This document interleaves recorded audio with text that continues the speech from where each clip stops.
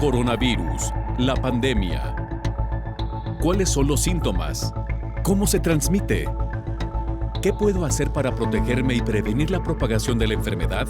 Nuevo padecimiento que ha encendido las alarmas de los sistemas de salud. Coronavirus, la pandemia. Bienvenidos a este programa especial de Coronavirus, la pandemia. Es domingo y en domingo también tenemos programa especial. Hacemos una recapitulación, un recuento de lo que aquí le hemos presentado a lo largo de la semana. Y para empezar, vamos con nuestra compañera Verónica López, corresponsal de la agencia EFE en Ginebra, Suiza, para que nos presente el informe de la Organización Mundial de la Salud. Hola, ¿qué tal? Buenos días, Belén, y buenos días a todo el auditorio de Canal 44.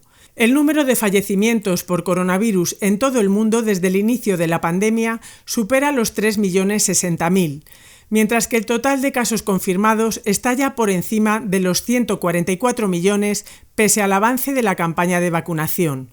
Son los datos de la Organización Mundial de la Salud. Por regiones, América presenta el mayor número de contagios con más de 60 millones y también el mayor número de fallecidos, 1.469.000.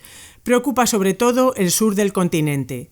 A continuación está Europa con 50 millones de infectados y más de 1.050.000 muertes. Y Asia sigue siendo la zona geográfica que más casos ha reportado en los últimos días. El país más afectado en términos absolutos es Estados Unidos, con más de 31,5 millones de contagios y por encima de los 564.000 fallecimientos.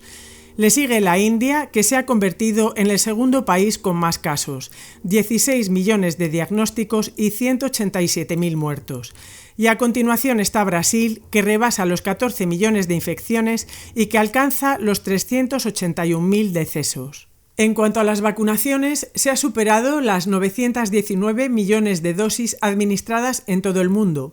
Estados Unidos es el país donde avanza más la inmunización, seguido de China, India y la Unión Europea. En términos relativos, Israel es el país donde se vacuna más rápidamente, seguido de Emiratos Árabes y Chile. El objetivo ahora es vacunar con rapidez y conseguir que las vacunas lleguen a todos los países. Según el director del Programa Mundial de Malaria de la OMS, Pedro Alonso, la COVID-19 no podrá erradicarse como enfermedad por tener origen en un reservorio animal, pero se trata de que deje de ser un problema de salud pública. Por otro lado, ante la desconfianza creada por la vacuna de AstraZeneca, la OMS sostiene que los beneficios superan con creces a los riesgos. Los expertos han emitido esta actualización tras analizar los resultados de estudios recientes. Consideran verosímil una relación causal entre este producto y raros casos de trombosis y siguen investigando los mecanismos biológicos de ese síndrome. Reportó desde Europa Verónica López para el programa Coronavirus, la pandemia. Esta semana fue noticia en México la vacunación del presidente Andrés Manuel López Obrador. Luego de haber superado un episodio de COVID-19, el mandatario mexicano había dicho que no se suministraría el biológico debido a que tenía inmunidad natural. Sin embargo, decidió lo contrario una vez que sus médicos tratantes le dijeron que podía y debía además vacunarse. La semana pasada, el gobierno alemán dio a conocer que la canciller Angela Merkel recibió la vacuna de AstraZeneca. Ahora el presidente de México, Andrés Manuel López Obrador, también se vacunó con la vacuna desarrollada por AstraZeneca y la Universidad de Oxford. Es un biológico al que el país le apostó para producirlo junto con el gobierno de Argentina. Me voy a vacunar aquí frente a ustedes y además para que lo puedan apreciar en todo el país, los que así lo deseen. Me voy a vacunar porque quiero hacer una convocatoria, un llamamiento a todos los adultos mayores, los que se están quedando sin aplicarse la vacuna por alguna precaución que tengan, decirles que estamos nosotros seguros de que no hay ningún riesgo, ningún peligro Le muestro la vacuna que va a ser aplicada. Es vacuna contra COVID-19, es del laboratorio de AstraZeneca, y le muestro la jeringa con la que va a ser vacunada. Igualmente es una jeringa nueva, está totalmente sellada, ¿ok? No hay reacciones graves. Hay un seguimiento a los estudios que se están haciendo en el mundo para garantizar la seguridad de las personas, dijo el mandatario. En tanto, Suecia va a administrar una segunda dosis distinta a quienes recibieron la primera de AstraZeneca, pero en menores de 65 años. Francia optó por la misma solución. A menores de 55 años les aplica Pfizer o Moderna como segunda dosis tras recibir la primera de AstraZeneca, informó Elizabeth Ortiz. A propósito de esta noticia, hemos recibido muchas preguntas de aquellas personas que han padecido COVID-19. ¿Deben o no vacunarse? La respuesta nos la dio esta semana el infectólogo Héctor Raúl Pérez Gómez. En general, todas las personas que han tenido COVID-19 deben vacunarse. Las guías internacionales así lo establecen, y lo establecen en base a varios aspectos perfectamente estudiados a lo largo de la pandemia. El primero de ellos es el hecho de que no tenemos total certidumbre de la duración de inmunidad a partir de la infección por COVID-19.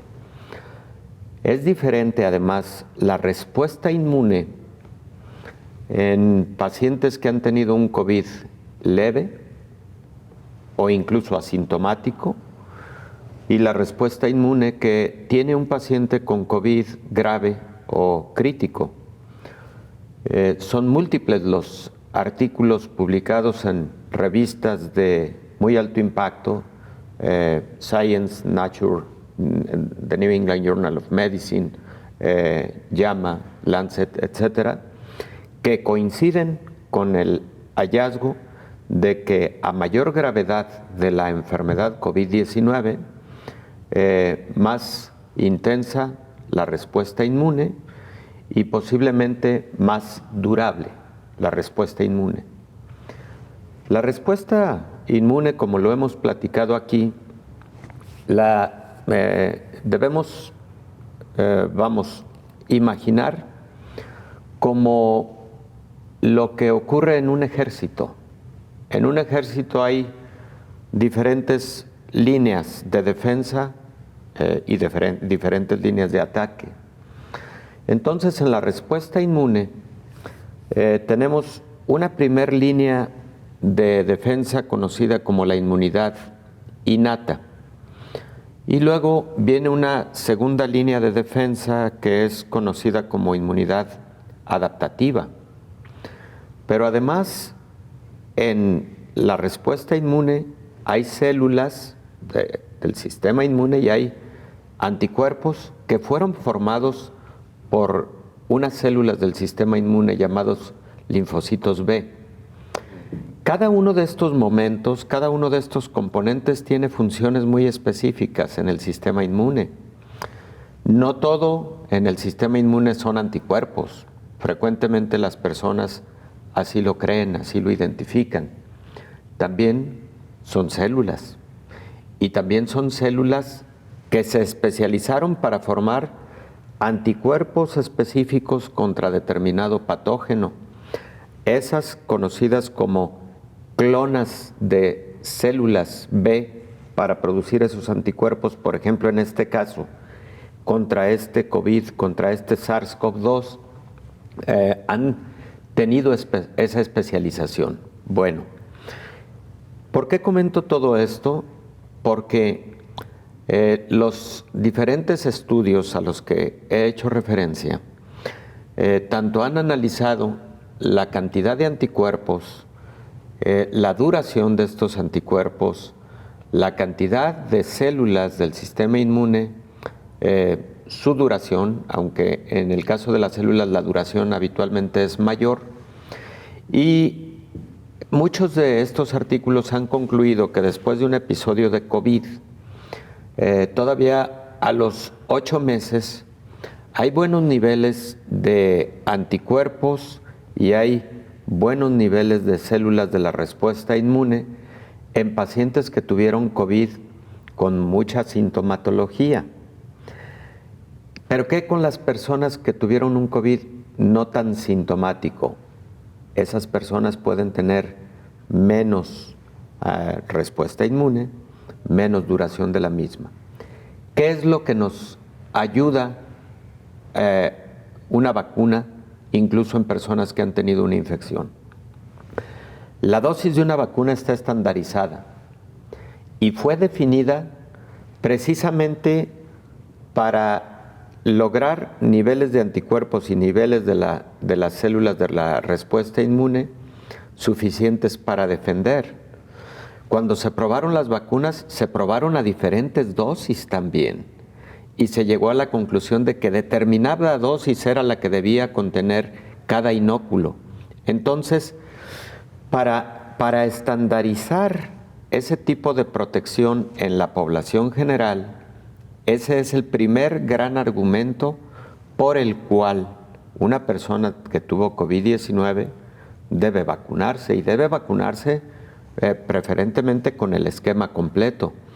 Claro que se han publicado estudios, por ejemplo, demostrando que alguien que tuvo COVID, si se aplica una dosis de vacuna AstraZeneca, por ejemplo, se puede considerar con una buena inmunización, porque la infección jugó un papel similar al de un primer inóculo vacunal, y el segundo inóculo, la segunda dosis, sería en este caso la recibida a través de la vacuna.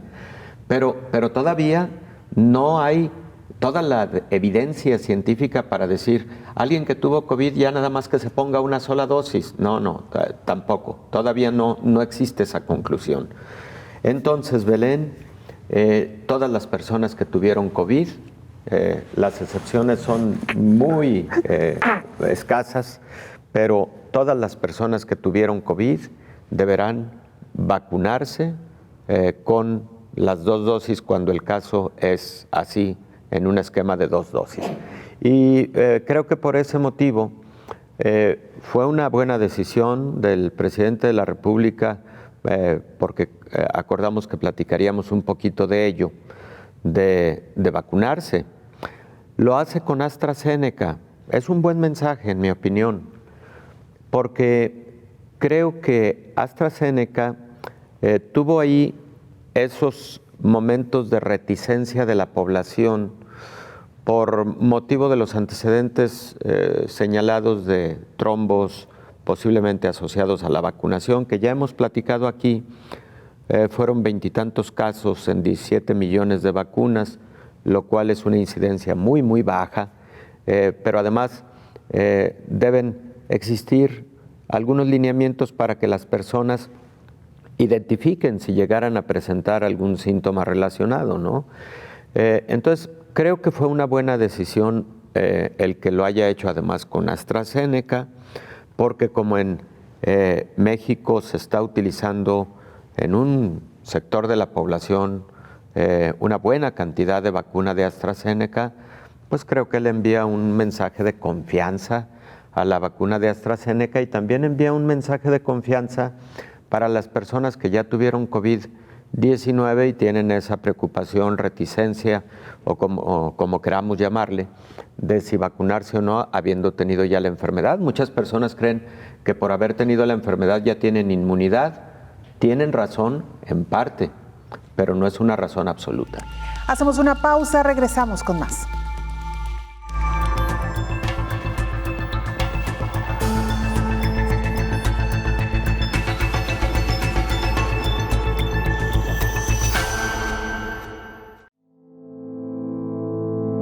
¿Cómo podemos detener la propagación del coronavirus? Lávate las manos frecuentemente con agua y jabón y utiliza alcohol en gel. Evita tocarte los ojos, nariz y boca. Mantén al menos 1,5 metros de distancia con otras personas. Utiliza siempre mascarilla al salir de casa. Mantente en casa si no es necesario salir. Si tienes fiebre, tos y dificultad para respirar, busca atención médica. Recuerda estos consejos.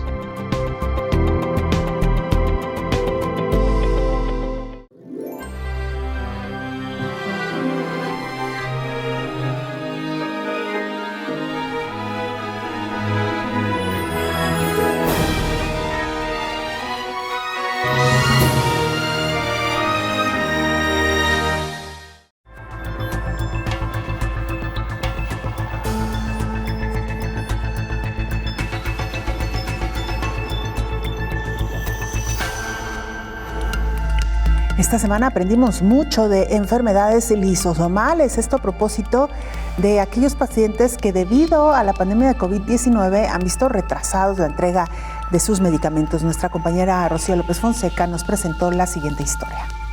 Las enfermedades lisosomales son patologías graves que presentan una baja incidencia y en muchas de ellas un diagnóstico precoz es clave para poder tratarlas a tiempo.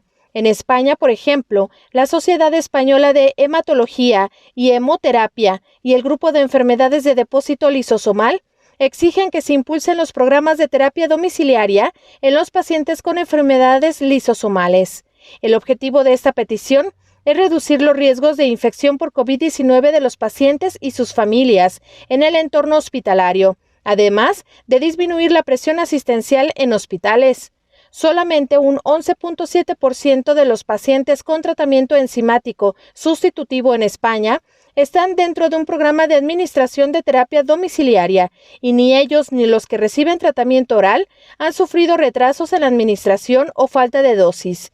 Sin embargo, el 25% de los pacientes que reciben tratamiento enzimático sustitutivo programado sí sufrieron interrupciones en su programa de infusión o cambios en las dosis durante la primera ola de la pandemia de SARS-CoV-2.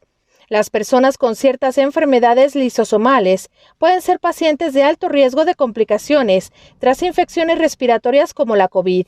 Por tanto, deben seguir estrictamente las medidas recomendadas por las autoridades sanitarias para evitar el contagio con el virus SARS-CoV-2.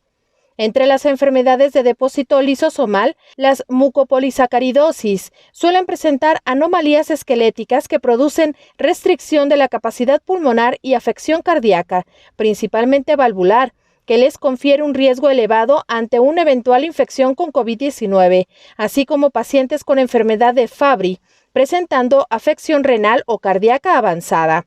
En cambio, si no se demuestra lo contrario, pacientes con enfermedad de Gaucher tipo 1, estables y en tratamiento, y personas portadoras de variantes genéticas no clásicas del gen GLA de enfermedad de Fabry, sin evidencia de daño renal o cardíaco, presentan un riesgo de complicaciones graves similar a la población general, aunque estas últimas pueden tolerar peor la fiebre y empeorar los dolores, informó Rocío López Fonseca. Estos pacientes no solamente han visto retrasado la entrega de sus medicamentos, sino que también representan un grupo de alto riesgo en medio de esta pandemia de COVID-19. Varios organismos internacionales advierten sobre los riesgos de complicaciones que tienen pacientes con enfermedades lisosomales de contagiarse con el virus SARS-CoV-2 que ocasiona COVID-19. La gravedad de la evolución señalan que dependerá de la situación clínica del paciente en el momento de la infección y de la carga y replicación viral. Asimismo, mencionan que los riesgos y las recomendaciones frente a la vacunación deben individualizarse para cada paciente.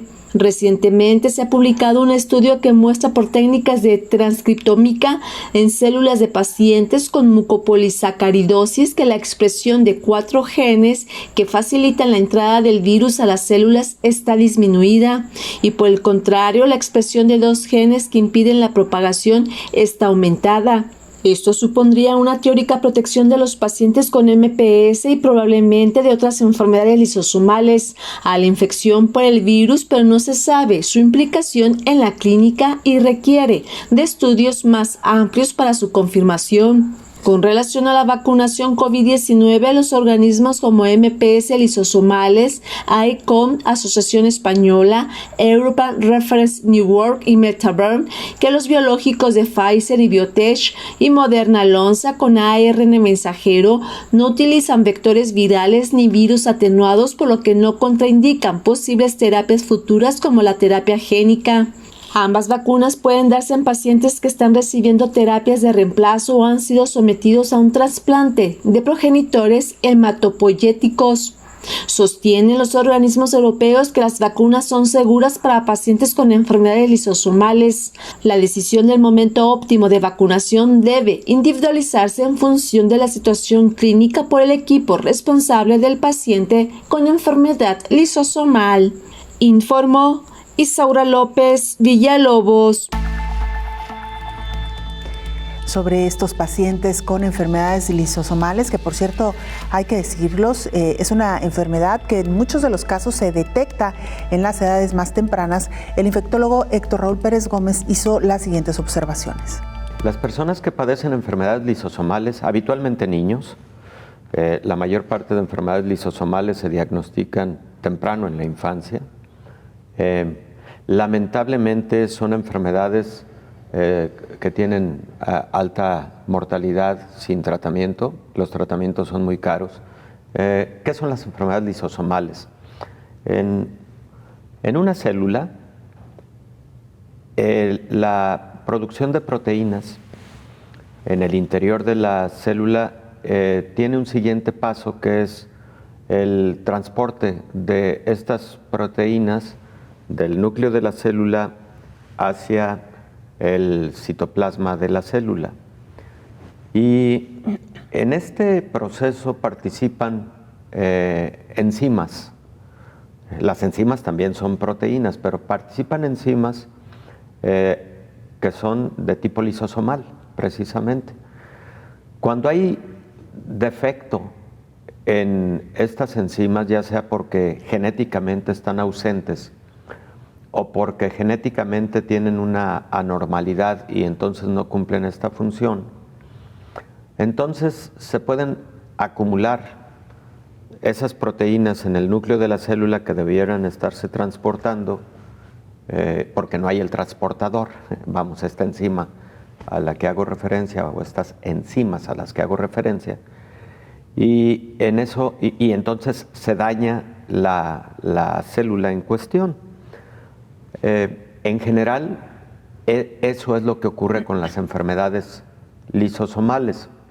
Hay muchas enfermedades lisosomales, son enfermedades raras, pero dentro de las 35 o 40 enfermedades lisosomales que están descritas, hay algunas que predominan, como por ejemplo la enfermedad de Fabry, la enfermedad de Gaucher, la enfermedad de Hunter, la enfermedad de Horner, que estas dos últimas son lipopolisacaridosis, porque lo que se acumula en las células son lipopolisacáridos. Y el daño a estas células pues daña a diferentes órganos y sistemas. Entonces, en algunas de estas enfermedades, porque no nos daría tiempo de hablar de forma específica de alguna de ellas, pero en algunas se afectan órganos cardiovasculares, el corazón, por ejemplo, en algunas otras el pulmón, en otras el sistema musculoesquelético, el hígado. Es muy frecuente la afectación hepática en estas enfermedades. Y entonces estos pequeños tienen mayor predisposición a infecciones en general, y también han sido considerados dentro de los grupos vulnerables para COVID-19. Recordemos que aquí hemos platicado que el COVID-19 afecta menos a los niños, tanto los infecta menos como también habitualmente no son cuadros graves. Solo 1 de cada 1000 aproximadamente se comporta con gravedad para ir al hospital, para tener que ser hospitalizado, pero hay excepciones. Los niños que tienen enfermedades preexistentes, por ejemplo, cardiopatías congénitas, pero también, por ejemplo, estos niños con enfermedades de los lipopolisacáridos, con enfermedades lisosomales, tienen mayor riesgo. Entonces, por ese motivo, creo que ha sido importante hablar un poquito de las enfermedades liposomales y también su relación con COVID-19, porque han existido muchos casos muy complicados de COVID en este sector de la población. La advertencia que también hacen algunas agencias internacionales, incluyendo la Organización Mundial de la Salud, respecto de esas enfermedades que han tenido quizás una reducción en su atención y cobertura durante la pandemia de COVID-19, por lo que hemos platicado, ¿no? De que todos los sistemas de salud han han concentrado muchísimo su atención a la pandemia y entonces muchas enfermedades, incluyendo estas enfermedades raras, por ejemplo, enfermedades lisosomales, posiblemente han tenido menor atención. Y ojo, porque insisto en que los tratamientos habitualmente son muy, muy, muy caros. Trastornos en el crecimiento, por ejemplo, estos niños en ocasiones tienen alguna deformidad en el sistema musculoesquelético, frecuentemente pueden empezar a presentar dificultad para respirar o, por ejemplo, dificultad para las actividades comunes, aunque son pequeñitos, pero se les nota dificultad respiratoria, cansancio, etcétera, porque están afectados diferentes órganos y sistemas. Algunos tienen trastornos visuales que pueden evidenciarse desde muy temprana edad. En ocasiones los hallazgos los hace el pediatra en una revisión de rutina, porque son niños que frecuentemente tienen el hígado o el vaso muy, muy grandes, y eso se puede detectar palpando el abdomen. Te decía, Belén, como son alrededor de 35 o 40 enfermedades lisosomales, cada una tiene manifestaciones clínicas diferentes, pero además, Belén, también existe una manera que se ha adoptado en muchísimos países, que es la de una detección generalizada de trastornos genéticos de esta naturaleza prácticamente desde el nacimiento. Es un programa universal.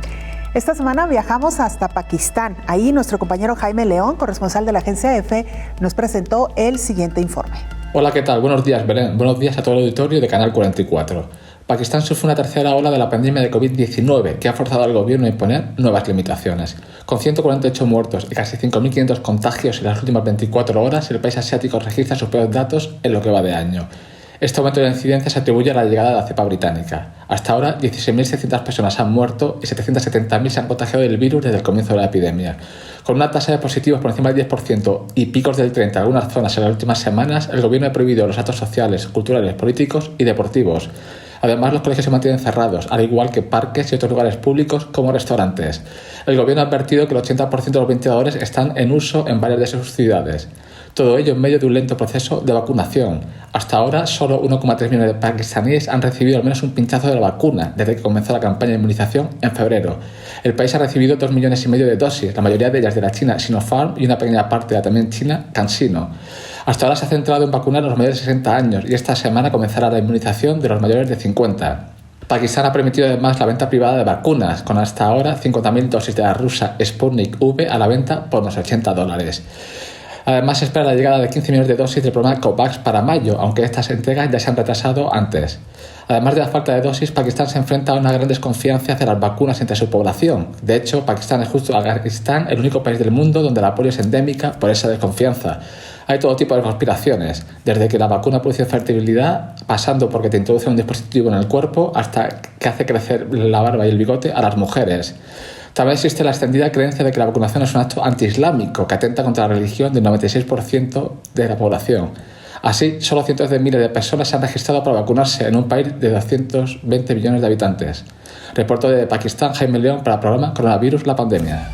Vamos a otra pausa, regresamos, todavía hay mucho para compartir con usted.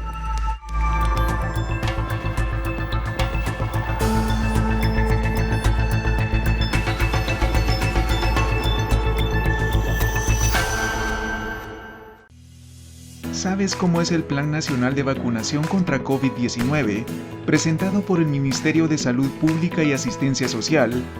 Te lo mostraremos. El plan se divide en grupos de población en orden de prioridad, por fases y subfases, dependiendo de la disponibilidad de la dosis de la vacuna. Fase 1, 1A, trabajadores de establecimientos de salud asistencial que atienden pacientes con COVID-19. 1B, trabajadores de establecimientos de salud asistencial no incluidos en la subfase 1A y comunitario de apoyo, incluyendo comadronas, promotores voluntarios y terapeutas mayas. 1C, estudiantes de ciencias de la salud y afines que realizan prácticas asistenciales en establecimientos de salud. 1D, cuerpos de socorro, bomberos y paramédicos de ambulancias, incluyendo cuerpos de socorro con red, trabajadores de funerarias y personal que labora en instituciones de adultos mayores. 1E. Personas internadas en hogares o instituciones de adultos mayores. 1F. Trabajadores del sector salud, administrativos, no incluidos en las subfases anteriores, de acuerdo con otros factores de riesgo. Fase 2. 2A. Adultos mayores de 70 y más años y adultos con una o más de las condiciones siguientes: hipertensión arterial que requiere medicamento, diabetes, enfermedad pulmonar crónica, enfermedad renal crónica, enfermedades cardiovasculares y cerebrovasculares, inmunosupresión u obesidad. 2B. Adultos de 50 a 69 años. Fase 3. 3A. Trabajadores sector Seguridad Nacional, PNC, PMT, militares y personal del sistema penitenciario. 3B. Trabajadores registrados en las municipalidades y entidades que prestan servicios esenciales de electricidad, agua y recolección de basura. 3C. Trabajadores sector educación, maestros nivel primario, básico, universitario, incluye funcionarios del Ministerio de Educación. 3D. Trabajadores sector justicia, jueces, personal en tribunales. Fase 4. 4A. Adultos de 40 a 49 años. 4B. Adultos de 18 a 39 años. La vacunación será gratuita, segura y voluntaria, según el Ministerio de Salud Pública y Asistencia Social.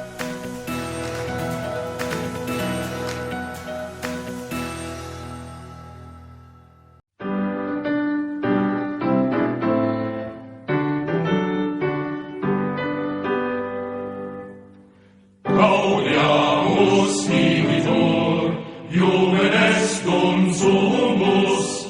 Gaudiamus vivitor, Juvenes dum sumus.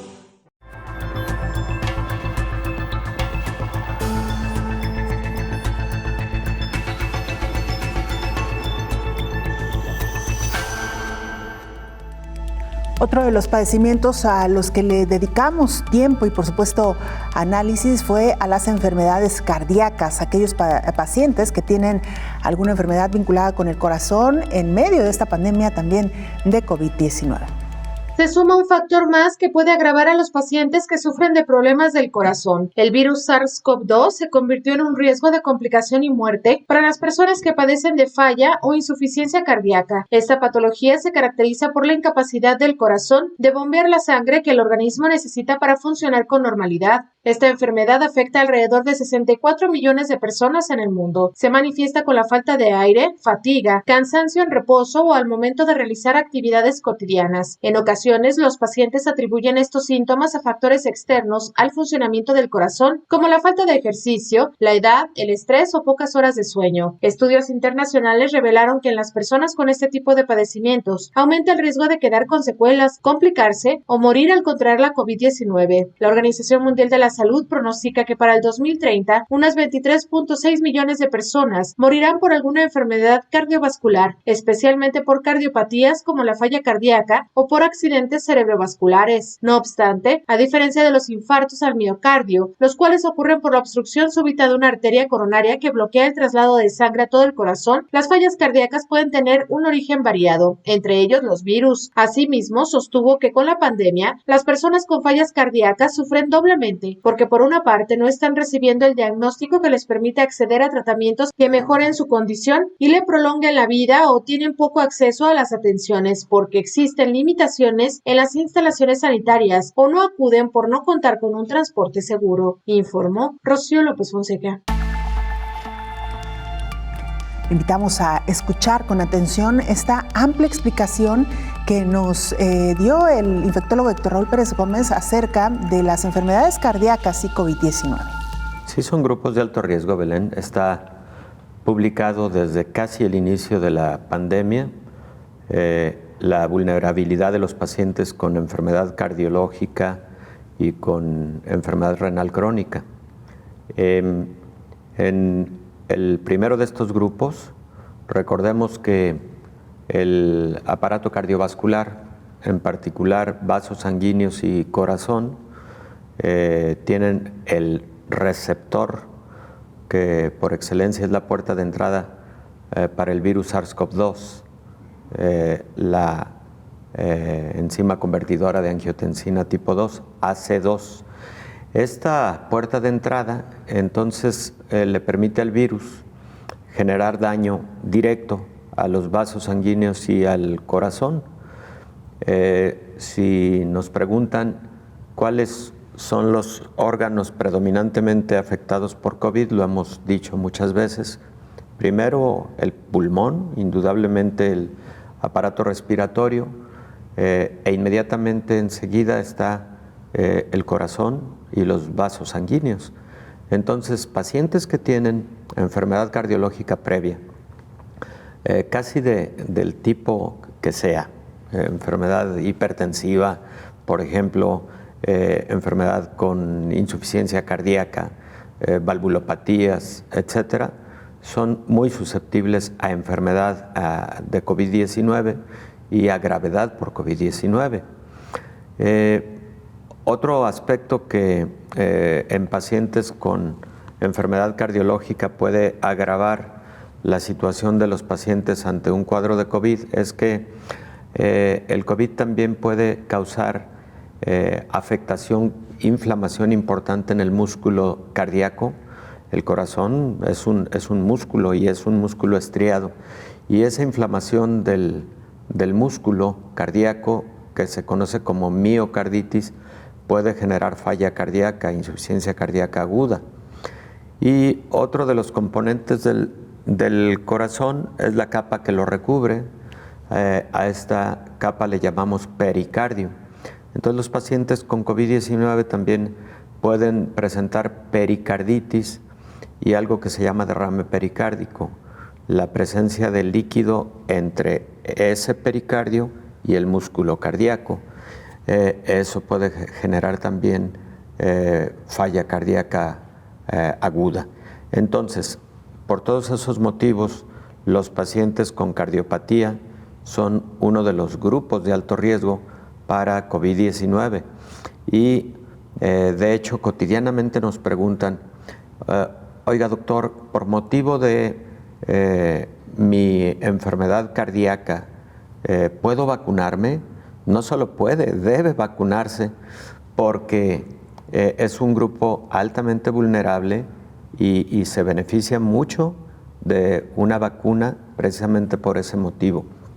Hay otro grupo de pacientes con enfermedad cardiológica en donde lo que predomina son arritmias cardíacas. Bueno, de igual manera, esas personas que sufren de fibrilación auricular o de un tipo de arritmia también común que son extrasistolias ventriculares o pacientes que tienen taquicardias paroxísticas, etcétera, son pacientes que requieren de vacunación porque también son considerados de alto riesgo en COVID-19. Los pacientes que han tenido algún episodio de trombosis previa, se antojaría recomendar que aquellas vacunas para las que se ha documentado el riesgo de trombosis como AstraZeneca y como Johnson y Johnson, Janssen es una filial de Johnson. Entonces, estos pacientes preferentemente se vacunaran con otro biológico. Realmente no ha habido una recomendación al respecto.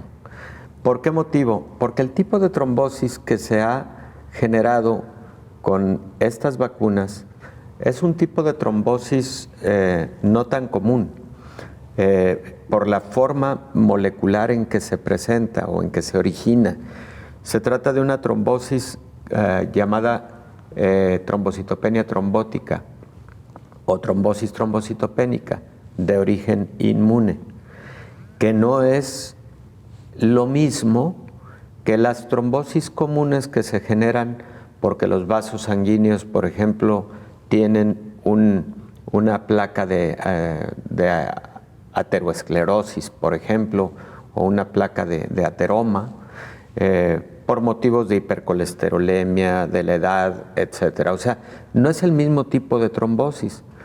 Por eso, en estricto sentido, tampoco existiría una contraindicación absoluta para poderse vacunar con AstraZeneca o con Johnson & Johnson, aunque todavía no hay una publicación al respecto que diga sería una contraindicación absoluta y entonces busque mejor otro tipo de biológico. La pregunta es muy pertinente, se antoja como para esa recomendación, pero como es otro el origen molecular de la trombosis que se ha presentado con estas dos vacunas, es de origen inmune, son anticuerpos que se forman contra componentes similares a la heparina y no es, digamos, de las trombosis más comunes que se presentan de forma cotidiana.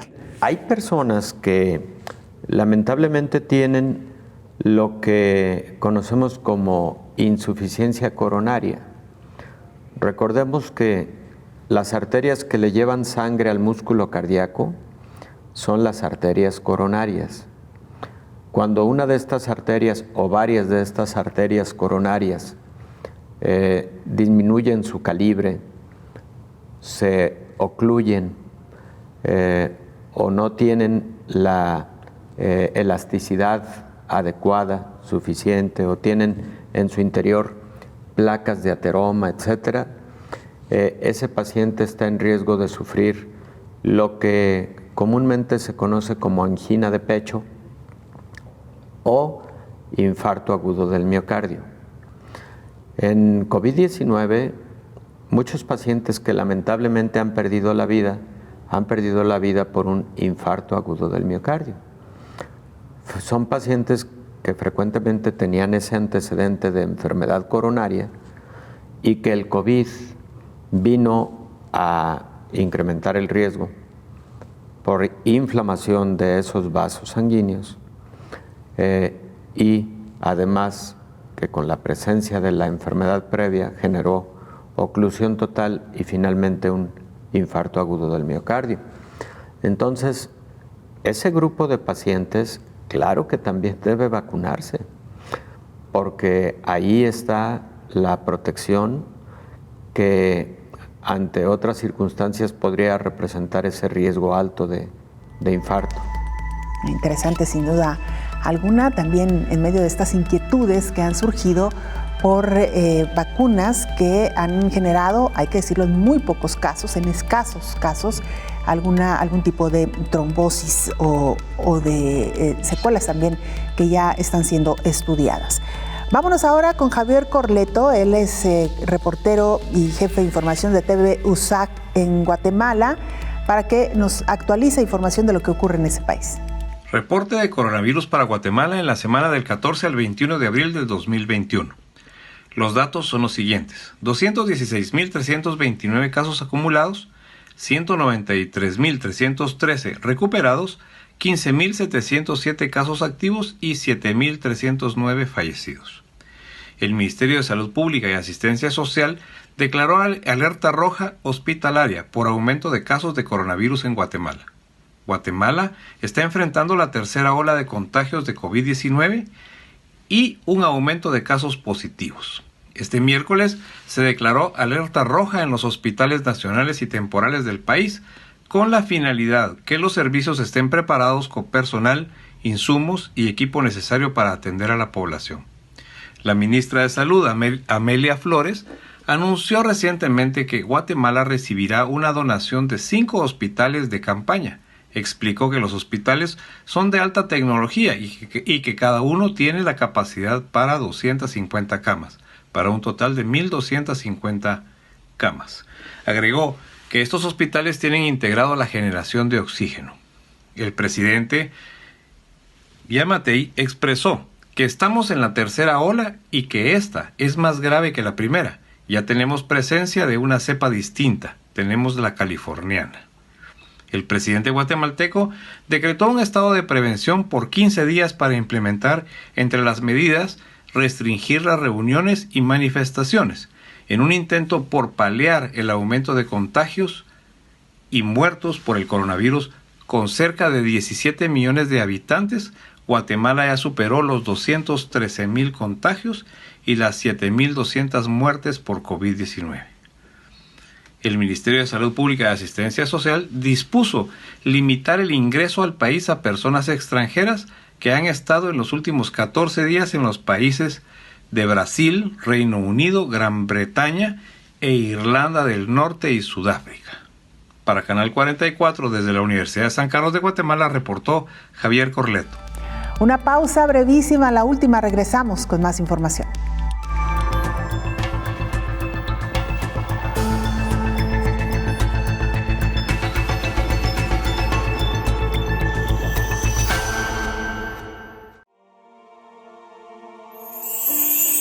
Sigue estos 5 consejos para evitar el COVID-19. Lavarse las manos constantemente con agua y jabón o usar alcohol en gel. Guardar al menos 1,5 metros de distancia con otras personas. Usar siempre mascarilla al salir de casa. Quédate en casa si no es necesario salir. Cubrir la boca con un pañuelo o el brazo al estornudar o toser. Conserva la calma. Juntos saldremos adelante. USAC, frente al coronavirus.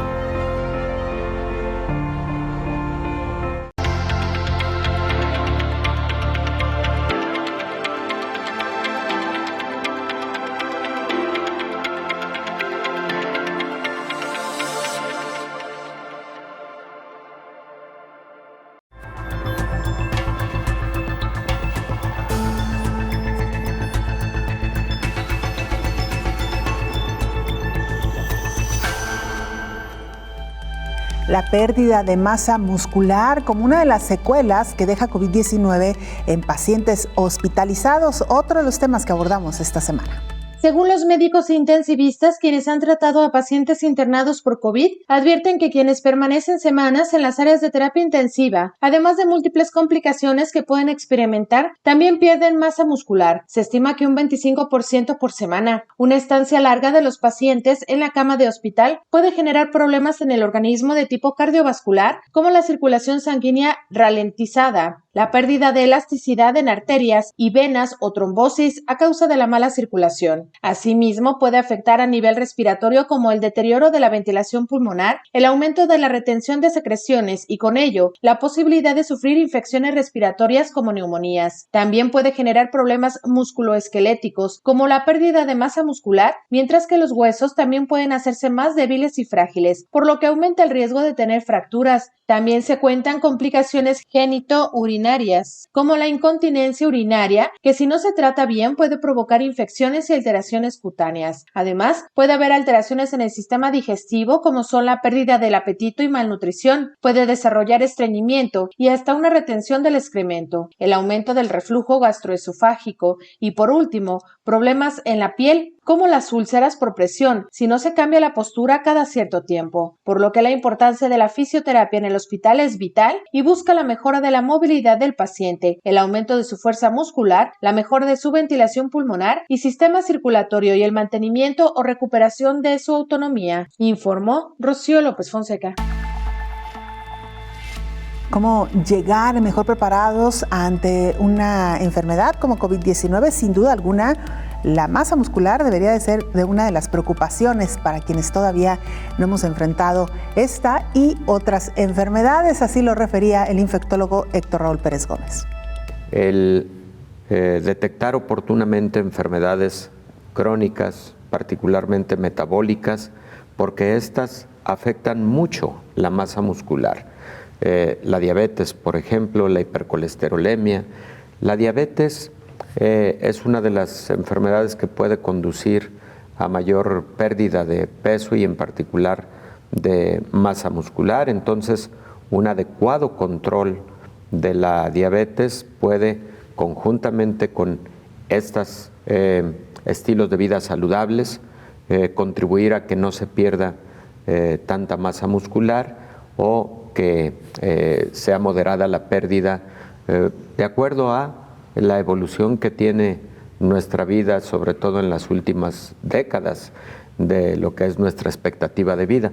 Y por otro lado, Belén, enfermedades tan diversas, ¿no? Como por ejemplo hipotiroidismo o hipertiroidismo pueden generar pérdida de masa muscular. Entonces son enfermedades crónicas a las que hay que dar mucha atención, que hay que controlar perfectamente bien, y también hay abordajes médicos y terapéuticos para ayudar a que no se pierda masa muscular. Y en ese sentido, Belén, la supervisión de este tipo de tratamientos, particularmente con endocrinólogos, con médicos internistas, es fundamental, porque también hay que decir que en esto de la pérdida de masa muscular, también conocido como sarcopenia, hay pacientes que, por ejemplo, estando en la quinta o sexta década de la vida, recurren al uso de medicamentos que, si bien pueden ayudar, utilizados de manera empírica pueden ser peligrosos. El caso muy particular, por ejemplo, es el uso de testosterona, pero que si no tiene una adecuada supervisión médica y no es bajo una adecuada prescripción, definitivamente puede ser algo peligroso, ¿no? En el caso de la mujer, el adecuado control de los aspectos hormonales de la menopausia también es un factor fundamental.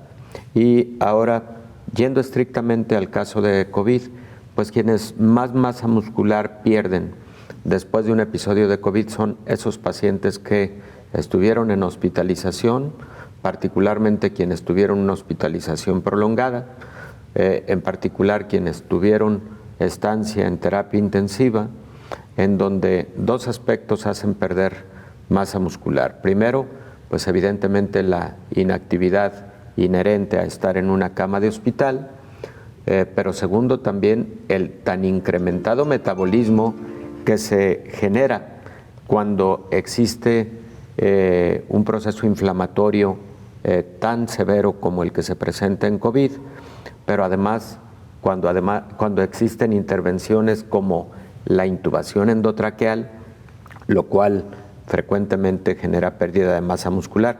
Ahí los equipos de atención para pacientes críticos tienen perfectamente identificado, número uno, que los pacientes deben iniciar muy tempranamente con aporte nutricio para evitar esta pérdida de masa muscular durante la estancia en terapia intensiva. Y ese apoyo nutricio puede ser por vía sonda al aparato gastrointestinal, es decir, sondas nasogástricas, por ejemplo, pero también puede ser a través de nutrición parenteral, es decir, la que se da a través de administración intravenosa de nutrientes de esta naturaleza. Porque si un paciente pierde masa muscular, está intubado, para cuando se quiera extubar, la pérdida de masa muscular puede no ayudar, de hecho, no ayuda a que un paciente pueda tener una extubación exitosa. Antes de despedirnos, vamos a Colombia. Nuestro compañero Alfredo Durán nos presenta el siguiente informe. ¿Qué tal? Un saludo muy especial desde Colombia. Iniciamos con toda la información sanitaria en este espacio semanal para conocer cómo están las cifras y los indicadores de contagio de COVID-19 en esta parte del mundo. Iniciemos con esas cifras porque no son tan alentadoras en esta última semana. Los casos de COVID-19 en Colombia siguen en aumento. En las últimas horas, las autoridades de salud registraron cerca de 20.000 nuevos casos de COVID-19 para un total de 2.720.000 personas que han contraído el COVID-19, de las cuales 2.538.000 ya se han recuperado satisfactoriamente, 103.000 casos activos. Recordemos que la semana anterior estábamos en 100.000, esta semana ya llegamos a los 103.000 casos activos de COVID-19. Se sigue propagando el virus en las diferentes partes de las regiones y las autoridades siguen tomando medidas. Además de que la situación es compleja porque durante esta última semana el indicador de muerte ha estado sobre las 400 muertes diarias, lo que quiere decir, en las últimas horas se presentaron 430, lo que quiere decir que son las cifras más altas durante todo el tiempo de la pandemia. Hoy Colombia tiene más de 70.000 personas que ya han fallecido a causa del coronavirus. Hablemos de medidas porque hay muchas ciudades en Colombia que hoy siguen con algunas restricciones a la movilidad, con pico y cédula, también con toques de queda por el nivel de ocupación de camas UCI.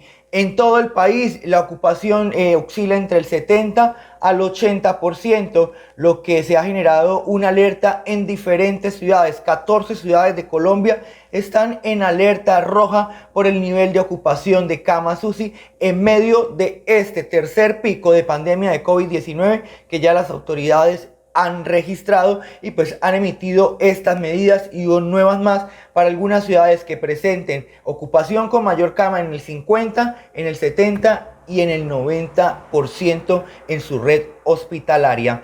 Cambiemos de tema, hablemos ahora de vacunación, porque el país también avanza en este proceso, aunque paulatinamente, pero avanzamos en el proceso de vacunación, porque hoy ya Colombia llega a los más de 4 millones de personas vacunadas con las dosis de los biológicos para el COVID-19. Cabe recordar que más de 1.500.000 personas ya se vacunaron con la segunda dosis y se sigue implementando esta vacunación masiva en todo el territorio nacional. Se espera que en el mes de mayo lleguen más dosis al país y que se haya llegado también o se complete 5 millones de personas vacunadas en medio de todo este proceso. Cabe recordar que Colombia tiene 40.000 vacunadores y este próximo 27 de abril llegará 1 millón de vacunas de la farmacéutica Sinovac. Finalicemos contándoles que también el gobierno nacional finalmente autorizó que los privados puedan comprar vacuna. Ahora lo que viene es crear ese protocolo para que los privados puedan ya hacer ese proceso de compra y participar con la vacunación en este proceso que ya avanza en más del 10% en todo el territorio nacional. Esas son como las medidas, esas son como alguna del tema de vacunación, cómo va nuestro país, cómo se mueve durante estos meses. Se espera que también en mayo, ya que estamos a puertas de iniciar este mes, se inicie también con la tercera fase de la vacunación. Docentes y algunas personas con enfermedades crónicas puedan recibir la vacuna y el biológico contra el COVID-19. Hay algunas preocupaciones porque en el país se han detectado algunas cepas de COVID-19, tanto brasileras como británicas. Esta es toda la información. Ustedes tienen mucha más información en estudio. Muchísimas gracias, Alfredo, desde Colombia. Tiempo ya de despedirnos. Gracias por habernos acompañado. Le invitamos para que nos acompañe en la siguiente emisión de Coronavirus, la pandemia. Hasta entonces. Coronavirus, la pandemia.